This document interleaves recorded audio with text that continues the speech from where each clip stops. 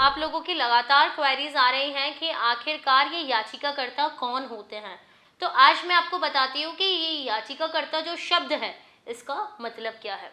रीट 2023 में कुछ ऐसे प्रश्न थे जिनको बोर्ड ने फर्स्ट आंसर की में तो सही माना, लेकिन सेकंड आंसर की में या तो उनके उत्तर बदल दिए या फिर उन प्रश्नों को ही डिलीट कर दिया। ऐसा सिलसिला लेवल 1 में भी हुआ और लेवल 2 के सभी सब्जेक्ट्स, चाहे वो संस्कृत हो, चाहे एसएसटी हो, चाहे साइंस मैथ्स हो, चाहे उर्दू हो, चाहे वो हिंदी हो, सभी पेपर्स में इस तरह का प्रकरण, इस तरह की मनमानी बोर्ड ने की।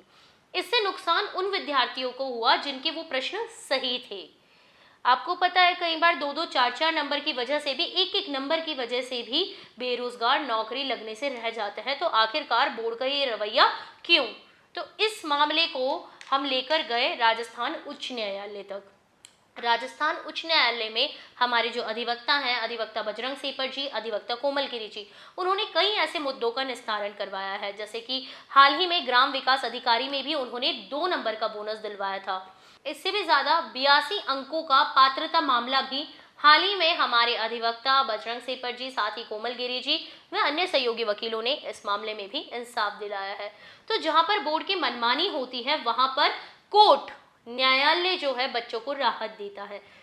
याचिकाकर्ता अक्सर ये सवाल पूछते हैं कि याचिकाकर्ता बनने वालों को ही इन क्वेश्चंस का लाभ मिलेगा या सबको मिलेगा। तो मैं आपको बता दूं, केवल याचिकाकर्ताओं को ही इन प्रश्नों पे मिलने वाले अंकों का लाभ मिलेगा। अब दूसरा सवाल ये उठता है कि हमें कैसे पता चलेगा कि हम याचिकाकर्ता बन गए हैं। तो इसके लिए जैसा कि आप देख सकते हैं स्क्रीन पर एक लिस्ट स्क्रॉल की जा रही है। इसी आपके सब्जेक्ट के और आपके लेवल के अनुसार जैसे ही आप याचिकाकर्ता बन जाते हैं तो आपको ये लिस्ट जो है मिलती है। इसे पिटिशनर लिस्ट कहते हैं। इसके बाद 2 से 3 दिन में जो मैं आपको प्रोसीजर दिखा रही हूँ, आपको एक केस नंबर मिलता है।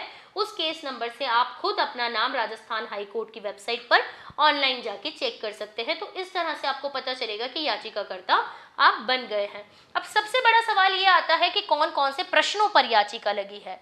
तो मैं आपको बता दूं कि सभी वो प्रश्न जो विवाद के घेरे में है, जिन्हें बोर्ड ने फर्स्ट आंसर की में सही माना है लेकिन सेकंड आंसर की में उन्हें बोर्ड ने या तो डिलीट किया या उनके आंसर बदले, वो सभी याचिका के दायरे में आ जाते हैं।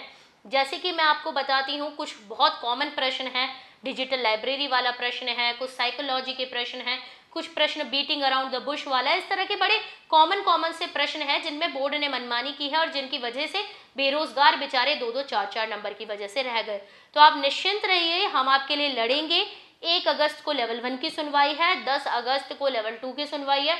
उससे पहले नीचे दिए गए नंबर पर अपनी याचिका जरूर लगवा लें, ताकि आपके साथ 1 या 2 नंबर की वजह से अन्याय ना हो, आप कुछ नंबरों की वजह से नौकरी लगते लगते ना रह जाएं।